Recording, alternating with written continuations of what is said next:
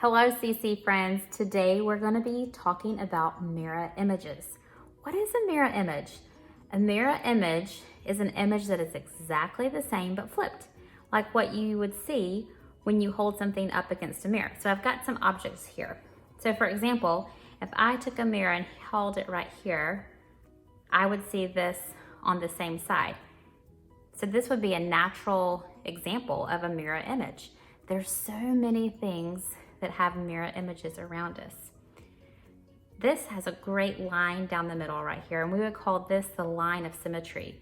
The line of symmetry is kind of like this imaginary line down which you could fold the image and have both halves exactly match. Well, this one literally has a line down, but sometimes in other objects, it may not be so clear. Take, for example, this toy car. For most part, it's symmetrical. We could draw it a line down and it would be the same on both sides. Now we've got a steering wheel in here and there's a spare tire, but for the most part, it's kind of like a mirror image when we flip it over. Now what about this leaf? This is the same on both sides. So here's like our line of symmetry, that what's on the left side is also here on the right side. Now what about this rock? Rocks would not be a good example of something that has a mirror image or is symmetrical because they just usually are not the same down both sides. A pen could be. We could draw an imaginary line down the middle here where it could be the same on both sides. What about a pair of sunglasses? If we heft it down the middle here, the left side matches the right side. Or an envelope. All my little leaves dropped some stuff on there. We could draw a line down the middle and it would be the same on both the left and the right. Now if we turn this, then they would not be symmetrical anymore. So I want you to be looking for things that are symmetrical that are around you right now. So for today, you're gonna need to grab a sheet of paper. I just have printer paper for today. And for your writing utensil, you could use a marker, you could use a Sharpie. I would suggest probably like the ultra fine point or a pen. So let's get started. We're gonna be drawing a feather. A feather can be an example of a line of symmetry, but sometimes, depending on what species of bird it is, it's not a good example of line of symmetry or, mirror image. Okay, so we're gonna come to the middle of our paper. We're gonna come about 2 or 3 fingers down. I'm gonna put a point, and then I'm gonna put 2 or 3 fingers down right there. So I've got 2 points there, and I'm going to connect them.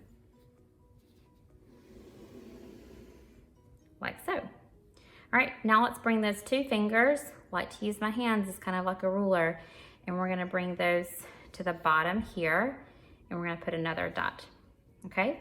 So we're gonna take this top dot and connect it to this dot here in the middle. We're going to do an arch like this to create our feather. Now my hand arched to the left for this one, so it's gonna arch to the right, but if it's more natural for you, you could flip your paper and keep that hand in the same way. I noticed when I was practicing this, sometimes mine wouldn't be the same size because I was asking my hand to go in the opposite direction. So my hand just drew this on the left, so I'm just gonna keep it on the left and arch it like that. So it's pretty much symmetrical. Now we're going to divide this into 3 sections. To divide it into 3 sections, we're going to do 2 sets of lines. So I'm going to do a line comes out here. So this is where my starting point is. And then I want it to kind of end up at the same point. So I could come over.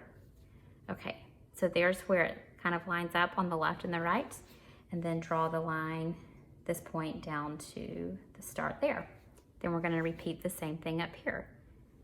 Line over, so that they kind of end up about the same.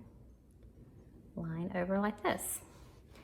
So now we have this blank slate of this feather. And so if you do one shape on one side, then you're going to go on the mirror image side of it and do the same thing. Do you remember last week, if you watched the week 1 videos, then we introduced oils, our circles, lines, dots, angled lines, and curved lines. So now we're gonna take those and we're gonna fill this in with some really fun shapes. There's no wrong way to do this.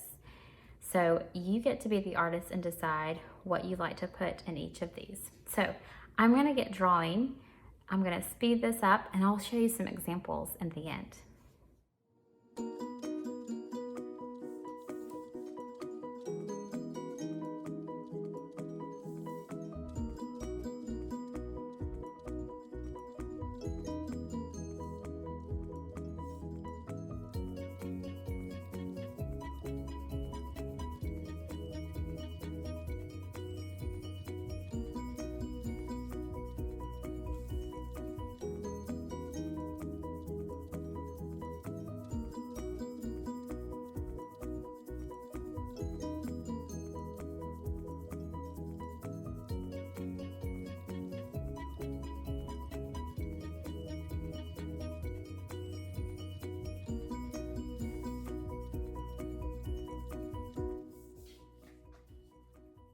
There is my mirror image symmetrical feather. Now, don't forget to sign your artwork. You could leave it like this, or you could go back in and add color as well. This kind of reminds me of some of those adult coloring books that you sometimes see. So feel free to leave it like this or add some fun colors. It's up to you. All right, let me show you some examples of other ways you could execute this. So you could take your paper and turn it horizontal and you could do 3 different feathers. Each of them have their own mirror image of each other on the left and right. So they each have their own line of symmetry. And it's just, if you've got some extra time and you'd like to do this, this is another fun way to do it. Now, I made each of them different. And even when I drew them, you see this one ended up a little bit more narrow than this one, but that's okay. Here's another one I did where I had 3 different feathers, but I chose to use a different color for each one. This one I chose to use a fat, not a fat Sharpie, but just a regular Sharpie on that one.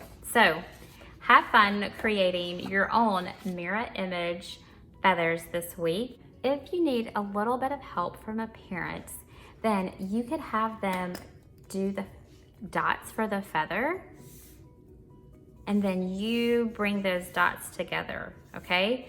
So this is your artwork, so I want you to create the artwork. You can do this, and if it doesn't look like you want to the first time, keep practicing with it.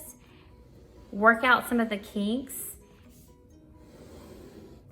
and then you're gonna get better and better with it. What types of symmetry do you see around you when you're out in the world or when you're in your kitchen or in your bedroom? But you can get some help from your parents, but you try to do this and see what you come up with. Let your parents try their own and see all the different designs that y'all come up with. So ask for some help if you need it, but moms and dads, try to let your student do as much as they can, putting those dots as guide points and then letting them explore. And it's okay if it's not perfect, right? We are practicing and getting better and better. Now, another thing you could do is take that sheet of paper, you could fold it once, you could fold it twice, open it up, and you've got 4 rectangles now that you can draw in. So you could do 4 feathers in there because sometimes it's a lot to fill in. So the sky is the limit. You get to decide how to decorate it. It could be super simple. It does not have to be really elaborate. Sometimes the simple things are the most beautiful. So, thanks for tuning in with Art with Alli. Have fun creating beauty.